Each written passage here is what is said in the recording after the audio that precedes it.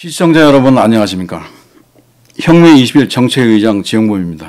이번 시간에는 사회부문과 관련해서 구조에서 교육 체계 문제를 다루고 있는데 현상을 볼 것 같으면 소득 대비 사교육비가 과다 지출되는 건 여러분 잘 아시죠. 그 다음에 부실 대학이 상당히 과다합니다. 여러분 이해를 하실지 모르겠어요. 제가 만난 지방의 공대생인데 구구단을 잘 모릅니다. 그런 게 어찌 있을 수 있냐. 현실입니다. 그것이. 이유는 뭡니까? 이렇게 된 이유가 노무현 대통령이 부실대학을 양산하는 대학 인가를 쉽게 해줬죠. 그 덕분입니다. 그래서 또 사유는 그런 거 말고도 우리나라 국민들이 갖고 있는 학벌 지상주의, 지나친 교육열도 한몫한 것이 되겠습니다. 그래서 해결책은 교육 체제를 먼저 계획해야 되겠는데, 예를 들자면은 교육 예산 내국세 2% 연계 제도를 폐지한다. 그다음에 두 번째, 부실대학을 국가가 인수해서 평생교육 시설을 활용한다. 예를 들자면은 실업계고나 또는 전문대를 연계한 신기술 교육을 하는 장소를 활용한다는 것이 되겠고요. 그 다음에 아무 효율도 없는 교육감 선거제도는 당연히 폐지해야 되겠습니다. 그래서 이 세 가지로 교육 체계를 개혁하고, 그 다음에 또 하나는 교원의 정치 활동과 발언을 금지한다. 정교조가 우리 잘하는 세대를 많이 망치고 있는데, 그런 정치 활동이나 발언을 금지해서 위반할 때는 형사처벌하겠다. 그 다음에 이미 말씀드렸습니다만은 사교육을 공교육으로 흡수해야 되지 않겠습니까?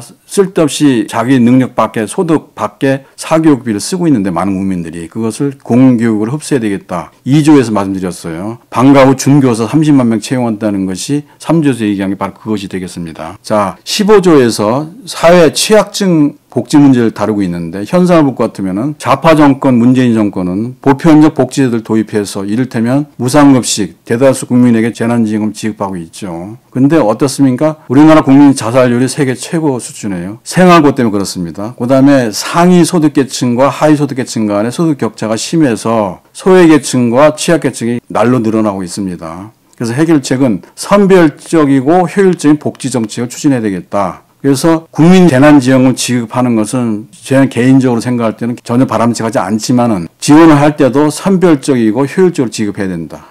그 다음에 기초생활수급자 등 취약계층, 소외계층 집중 지원해야 된다. 그 다음에 국가가 급식소를 만들고 국가가 노숙자가 머무는 숙소를 운영하고, 그 다음에 독거노인을 지원하고 독거가구를 지원하고, 그 다음에 저소득 계층을 위한 푸드 스탬프 지원하는 것이 바로 서부 15조에서 얘기하는 사회 취약증 복지 문제 해결책이 되겠습니다. 정치 얘기를 하겠습니다. 8조에서 정부기구가 비대하고 예산 낭비가 많다는 걸 지적하고 있어요. 현상을 볼 것 같으면 지자체 또는 교육감 선거 등으로 세금 낭비가 심합니다. 지자체는 부패 비리 온상이고 세금 낭비하는 신축 청사를 많이 하고 있어요. 제가 한 40년 산 데가 서울 동작구인데 거기 보면 멀쩡한 청사를 놔두고 다른 신축 청사를 갖다가 하고 있어요. 근데 어디다 하고 있느냐? 재래 영세시장에다가 하고 있어가지고 거기에 종사하고 있는 많은 영세 상인들을 쫓아냈습니다.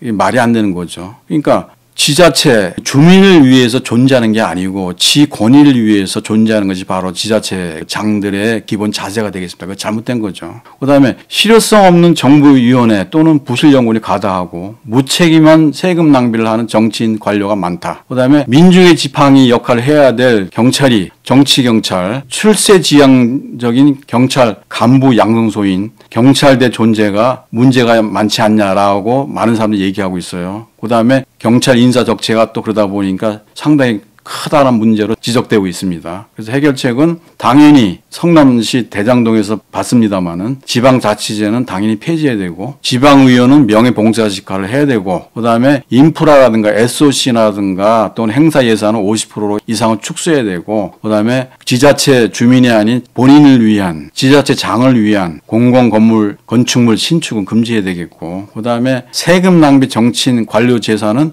몰수해야 되겠습니다. 그래서 정책 실명제가 굉장히 중요하다 보고 있고요. 그다음에 각종 정부위원회, 부실연구원은 폐지돼야 되겠고 경찰제도 폐지돼야 되겠고 그다음에 지방자치경찰은 반대하고 경찰 인사적체도 당연히 해소돼야 된다고 보고 있습니다. 자, 11조를 얘기합니다. 국가 관료 행정기구에 문제가 많다라는 얘기를 지적하고 있는데 현상을 볼 것 같으면은 정부 고위 관료, 정치인들의 특권층화가 지금 심각하죠. 그죠? 그리고 부패 비리가 만연되어 있습니다. 그리고 존재 이유가 불명확한 행정기관이 다수가 있어요. 그래서 세금 낭비가 심합니다. 해결책으로는 뭡니까? 국민을 위해서 봉사라고 뽑아준 대통령, 그다음에 대통령이 임명한 장관, 그다음에 국민을 위해서 봉사라고 뽑아준 국회의원, 특혜가 너무 많죠. 그 특혜를 폐지하고 월급을 4,500만 원 수준의 중위소득급여로 지급해야 되는 것이 맞다. 이렇게 말씀드리고요. 그리고 두 번째로는 국민이 군림하고 있는 청와대, 존재 이유를 알 수가 없는 국정원, 통일부, 평통, 적십자, 자유총연맹, 여성가족부는 당연히 해체해야 되겠고, 또 많은 적자를 내는 공공기관이 많습니다. 세금 낭비죠. 당연히 폐지돼야 되겠습니다. 안보 부분을 마지막으로 말씀드리겠습니다. 13조, 14조에서 얘기를 하고 있는데 국가 안보 문제는 어떻습니까? 지금 이 정권에 들어서 친북, 친주, 반미, 반일 외교 정책을 펴고 있죠. 그다음에 북한의 비핵화는 조금 더 진전되지 않았습니다. 그다음에 종전선언, 평화협정 추진하고 있어요. 그래서 위장 평화쇼를 하고 있습니다. 지금 일본 이재명 후보도 이거를 좋다고 타당하다고 얘기를 하고 있고 이것이 잘못됐다고 얘기하는 윤석열 후보를 비방하고 있어요. 그다음에 대북 뒷거래는 알고 있는 것도 있고 모르는 것도 있는데 지속적으로 추진돼 왔다고 생각하고 있습니다. 그다음에 김정은을 정치적으로 많이 활용했죠. 이 정권이. 그 해결책 뭐냐? 친미 반중 외교 정책을 펴야 되겠다.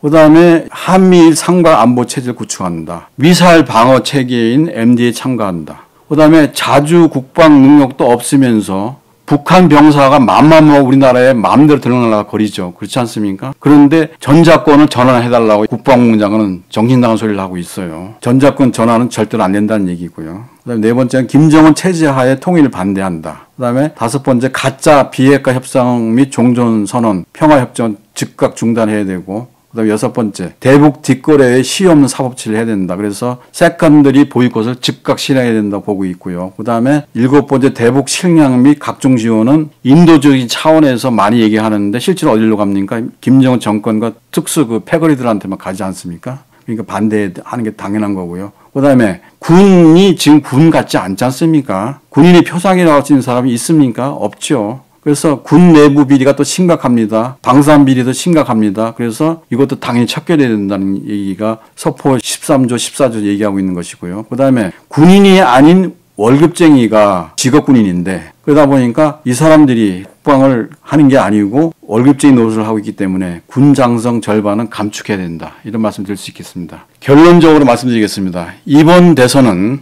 진보 좌파 대 보수 우파 간의 대결이 아니고 서민 계층 대변자와 좌우 기득권 대변자 간의 대결입니다. 그래서 당연히 우리나라 국민의 80%를 차지하고 있는 서민 대변자가 승리해야 합니다. 따라서 자유민주주의 체제를 수호하면서 우리나라 정치, 경제, 사회에 만연되어 있는 불공정, 차별, 사라진 정의를 서민 포퓰리즘 15조를 통해서 혁명적으로 개혁해야 되겠습니다. 그리하여 서민을 행복한 나라로 만들어야 되겠습니다. 자, 황장수 후보는 80%를 차지하는 서민을 위하는 서민가치 정책을 수행할 수 있는 유일한 대통령 후보임을 국민 여러분께서 알아주셨으면 감사하겠습니다. 자, 시청해 주셔서 감사합니다.